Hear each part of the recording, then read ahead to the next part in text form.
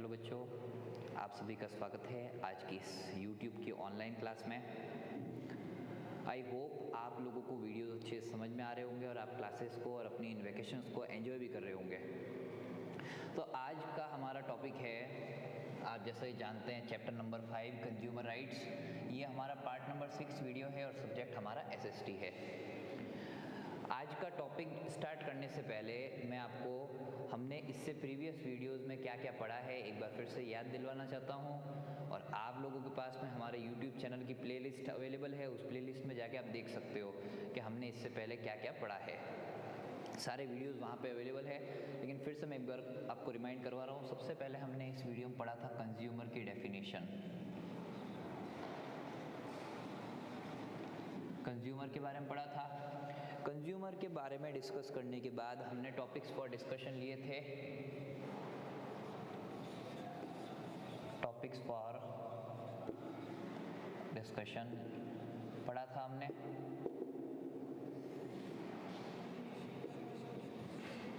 इसके बाद में हमारा टॉपिक था, टॉपिक्स फॉर डिस्कशन के अंदर हमारे कुछ पॉइंट्स थे, जैसे कि इश्यू ऑफ कंज्यूमर राइट्स, उपभोक्ता के अधिकारों का विवाद। Second point was consumer movement meaning उपभोक्ता आंदोलन। द थर्ड पॉइंट वाज उपभोक्ता शिकायत केंद्र in English language consumer forum. And the fourth point was consumer rights and legal awareness of it, उपभोक्ता के अधिकार एवं इसकी कानूनी वैध जानकारी।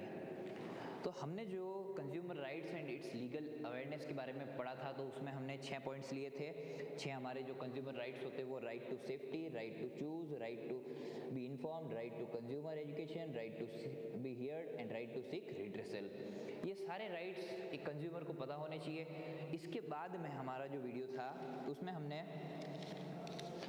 Consumer in the market place, यानी कंज्यूमर की मार्केट प्लेस में क्या कंडीशन होती है,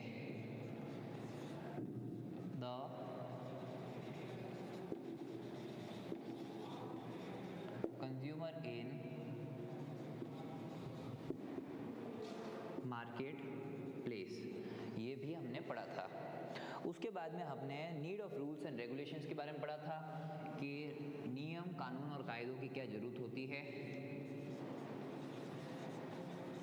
need of rules and regulations. After date हमने पढ़ा था फॉल्स इंफॉर्मेशन एंड अट्रैक्शन, जो कंज्यूमर को किस तरह से अट्रैक्ट किया जाता है, किस तरह की फॉल्स इंफॉर्मेशन मार्केट में फैलाई जाती है और कैसे लुभाने के लिए किस किस प्रकार के लोभ लालच कस्टमर को दिए जाते हैं, जैसा कि हम टीवी एड्स में देखते हैं। आफ्टर दिस टॉपिक हमारा पॉइंट था कंज्यूमर मूवमेंट, यानी कि उपभोक्ता आंदोलन। कंज्यूमर मूवमेंट के बाद में हमने पढ़ा था अरोज ऑफ कंज्यूमर मूवमेंट। उसके बाद में 1960 की डिकेड में क्या हुआ था, 1917 की डिकेड में क्या हुआ था, ये भी हमने देखा है इस वीडियो में। उसके बाद में हमने कंज्यूमर इंटरनेशनल यानी कि UNGCP, इसके बारे में भी रीड किया था। अब मैं आपको और भी आगे पॉइंट्स बता रहा हूँ। UNGCP के बाद में हमने कॉपरा यानी कंज्यूमर प्रोटेक्शन राइट्स के बारे में पढ़ा था। उसके बाद में हमने CPA 2019 के बारे में पढ़ा था। इससे जस्ट आज वाली वीडियो है, इससे जस्ट प्रीवियस वीडियो में यानी पार्ट नंबर 5 की वीडियो में हमने पढ़ा था कंज्यूमर राइट्स। कंज्यूमर राइट्स के अंदर हमने पहले नंबर का राइट पढ़ा था, वो था राइट टू सेफ्टी, यानी कि सुरक्षा का अधिकार। Now today our topic is right to choose, it means in Hindi language चुनाव का अधिकार। Our topic for today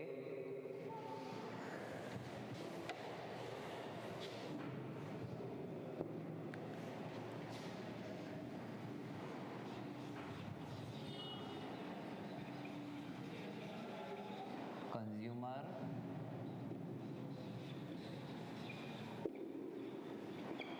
rights. In consumer rights, today our point number 2 is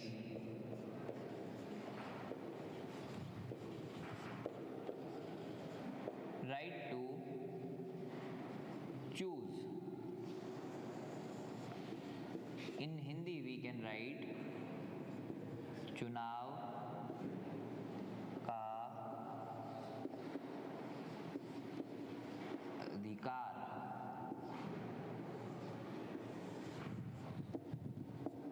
चुनाव का अधिकार। तो आइए देखते हैं, शुरू करते हैं। ये टॉपिक आपका जो है पेज नंबर 81 पर आपकी गवर्नमेंट बुक के अंदर है। Any consumer who receives a service in whatever capacity, regardless of age, gender, and nature of service, has the right to choose whether to continue to receive the service or not. In short सबसे पहले मैं आपको बता दूं, चुनाव का अधिकार, it means right to choose. This is a specific law and specific right given to consumer. Customer को दिया गया एक सबसे अच्छी अधिकार है राइट टू चूज। आपको कोई भी प्रोडक्ट, कोई भी सर्विस लेने से पहले ये अधिकार होता है कि आप उसका चुनाव कैसे करें, अपनी इच्छा से करें, और आप आगे उस सर्विस को कंटिन्यू करना चाहते हैं या नहीं। तो आइए देखते हैं। जैसे कि आप हमेशा एक सोप यानी साबुन खरीदते हैं, तो ये इसको खरीदने के लिए केवल आपकी और आपकी ही मर्जी चलेगी। सेलर, प्रोड्यूसर और कंपनी आपके ऊपर दबाव नहीं बना सकती है कि आपको ये सोप ही लेना पड़ेगा। उसके बाद में हम बात करते हैं किसी सर्विस की। पार्टिकुलर कोई सर्विस आप ले रहे हो, जैसे कि एक इंश्योरेंस एजेंट है।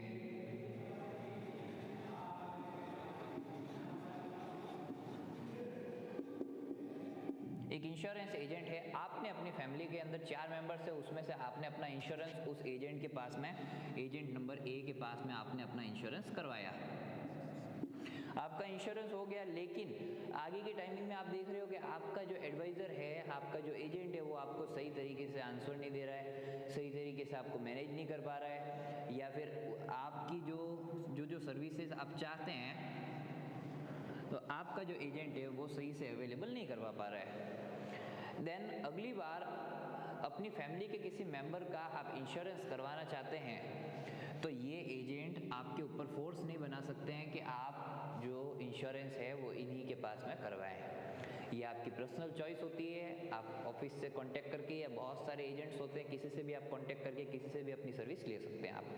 तो ये जो रूल है, ये जो राइट है, अधिकार है, वो केवल कस्टमर के लिए होता है। और इसका अधिकार मीन्स आप ये कह सकते हैं कि ये बहुत अच्छा राइट है कस्टमर के लिए। कस्टमर पर कोई फोर्स नहीं बना सकता, कोई दबाव नहीं बना सकता है। मैं आज आपको यहाँ पे कुछ एग्जांपल्स ऐसे बताऊंगा जिसमें आपको लगेगा कि कहीं ना कहीं आपके अधिकारों का हनन होता है, आपके राइट्स का मिसयूज होता है। आइए देखते हैं। Any consumer who receive a service in whatever capacity regardless of age, gender and nature of service has the right to choose whether to continue receive the service. आप किसी एज में, किसी कंडीशन के अंदर, किसी सर्कमस्टेंस में कोई service लेते हैं, तो ये आगे आपकी इच्छा है कि आगे आप वो सर्विस लेना चाहते हैं या नहीं लेना चाहते हैं। या कोई प्रोडक्ट आप रेगुलरली खरीद रहे हैं, जैसा कि मैंने आपको बताया, कोई सोप है या कोई सर्विस है, आपने एक बार लिया, आपने 1 टाइम यूज़ किया, 2nd टाइम किया, 3rd टाइम किया, लेकिन आगे due to any of reason, किसी भी कारण से आप ये प्रोडक्ट या सर्विस नहीं लेना चाहते हैं, कोई बात नहीं, ये आपकी निजी, ये आपकी पर्सनल चॉइस रहेगी। It is your personal matter. ये आपकी निजी सोच पर और निजी चुनाव पर डिपेंड करता है। सो इसीलिए इसका नाम कहा गया है चुनाव का अधिकार। आप अपने हिसाब से चुन सकते हैं। मैं यहाँ पे कुछ एग्जांपल बताऊंगा आपको। वो एग्जांपल आप सुनेंगे तो आपको डे टू डे लाइफ में जो कंडीशन चल रही है मार्केट के अंदर, जो प्रैक्टिसेस चल रही है, उनका भी आइडिया लगेगा। एग्जांपल नंबर 1,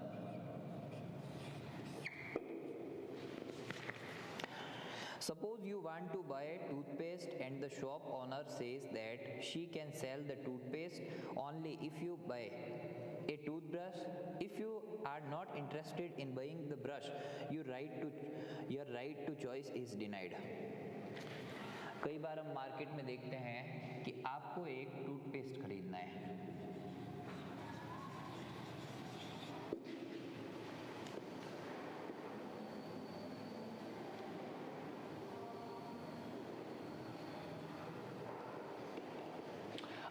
टूथपेस्ट यानी कि हिंदी में कह सकते हैं दंत मंजन,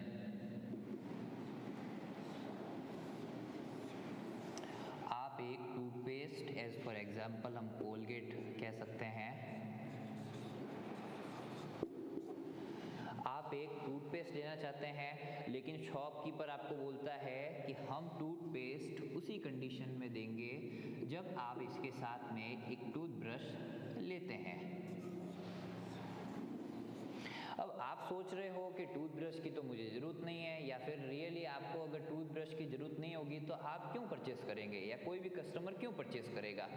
ऐसी कंडीशन में शॉपकीपर अपनी बात पर अड़ा रहता है कि मैं टूथपेस्ट उसी कंडीशन में सेल करूंगा जब आप टूथब्रश भी साथ में खरीदेंगे, यानी दोनों का पेयर है, टूथपेस्ट प्लस टूथब्रश। ऐसी कंडीशन में आपकी चॉइस जो है वो डिनाइड हो जाएगी। डिनाइड का मतलब आप अपनी मनचाही चीज़ वहाँ से नहीं ले सकेंगे।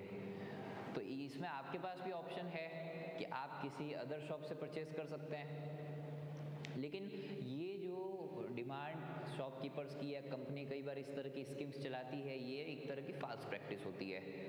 अब हम सेकंड ऑप्शन बताते हैं। Sometimes gas supply dealers insist that you have to buy the stove from them when you take a new connection. कई बार हम गैस का कनेक्शन लेने जाते हैं, गैस कनेक्शन के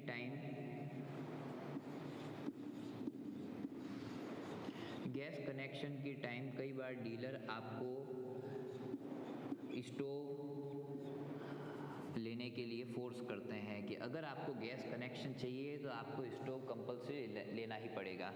स्टोव नहीं हो तो आप कई बार वो जो रेगुलेटर लगता है, रेगुलेटर के लिए फोर्स करते हैं, कई बार गैस सप्लाई पाइप के लिए फोर्स करते हैं।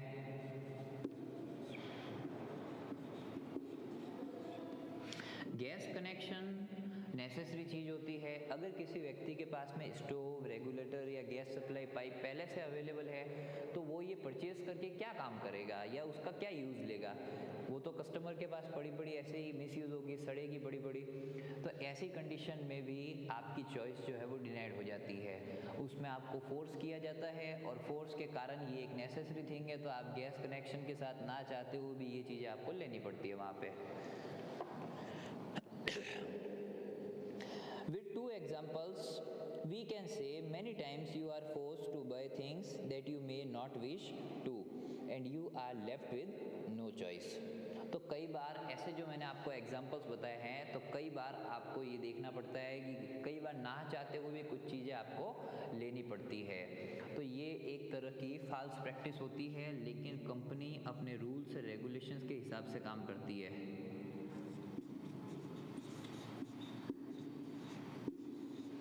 जब एक कस्टमर कोई चीज़ ना लेना चाहे लेकिन उसे फोर्स करके या उसे मजबूरी में वो चीज़ लेनी पड़ती है, तो ये एक तरह की फाल्स प्रैक्टिस है। हम सब इस चीज़ को आसानी से समझ सकते हैं।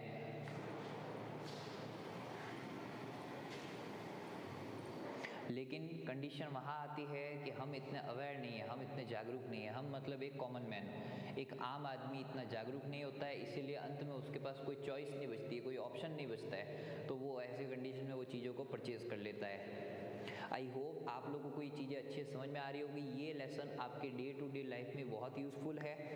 अगर आपको किसी भी टाइप की कोई प्रॉब्लम आती है तो आप कमेंट सेक्शन में कमेंट करके पूछ सकते हो, या फिर आप इस कॉन्टेक्ट नंबर पर एक मैसेज भी छोड़ सकते हो, अपना जो भी डाउट है वो लिखकर। और इस टॉपिक्स के नोट्स भी आपको अवेलेबल करवा दिए जाएंगे। Thank you.